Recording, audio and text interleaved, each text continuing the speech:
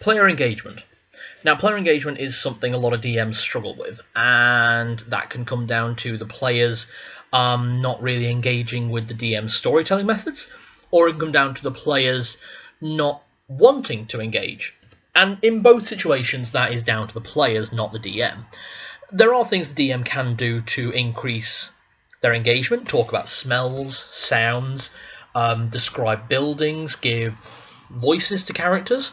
So I used to not really put on voices because I was too embarrassed.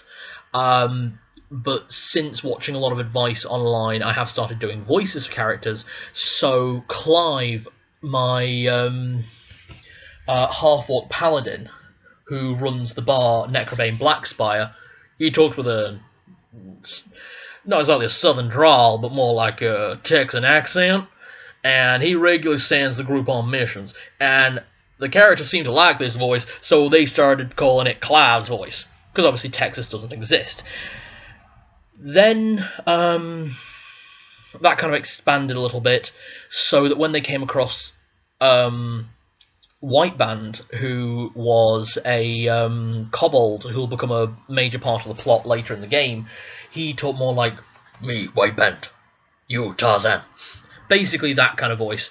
And it's very clipped and short, but also go with the roles a bit on that to engage with the NPCs, which will make the players engage with them more and ask more questions. Because I just rolled up a couple of times because they asked him to draw a few things. First drawing, absolute shit. Second drawing, third drawing, it was like a Monet painting. It was gorgeous. It was of the city, and there was a dragon. They could see everything. It was fantastic. Honestly, he could get a job as an artist.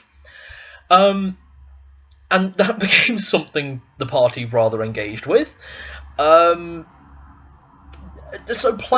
character voices is a way for GMs to create engagement with their players. Something else would be bringing their backstory into the game. So if you've got players who've written a backstory, use that backstory when you're writing your story plans. So again, an example I've got from my party. So which one do I want to throw out? I've used a lot of Celadines in the examples because she's got a backstory that comes into her because they're currently in the city.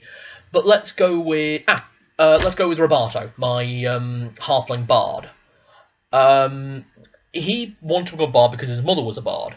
They found a musical instrument. I can't remember where. I think it was when I think they were just looking over a few items. And he didn't recognise the script, but he recognised the script as something his mother had. So I kind of used... Basically, everyone had the chance to roll, and then I thought, actually, let's give this to Roberto. Let's move the other three aside.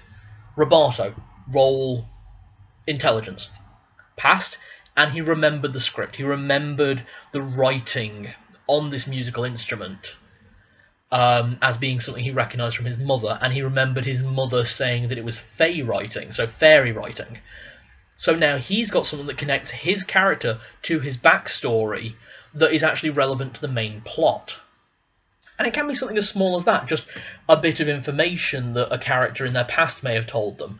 Or it could be more major, where it turns out that one of the character's backstories has meant that another country has sided with the enemies. It can be as simple as that. It can be as big as that. It doesn't need to be major.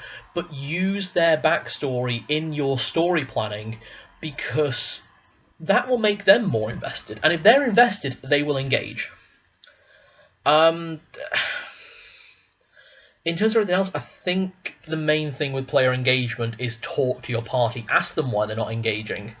And then take that feedback on board. Not just hear the feedback and then don't resent them, but listen to the feedback and then take it on board. As a DM, it's your job to write the story that they will play out. And I will talk more about that in Ruined Games and taking on feedback. So watch a review of those. Bye.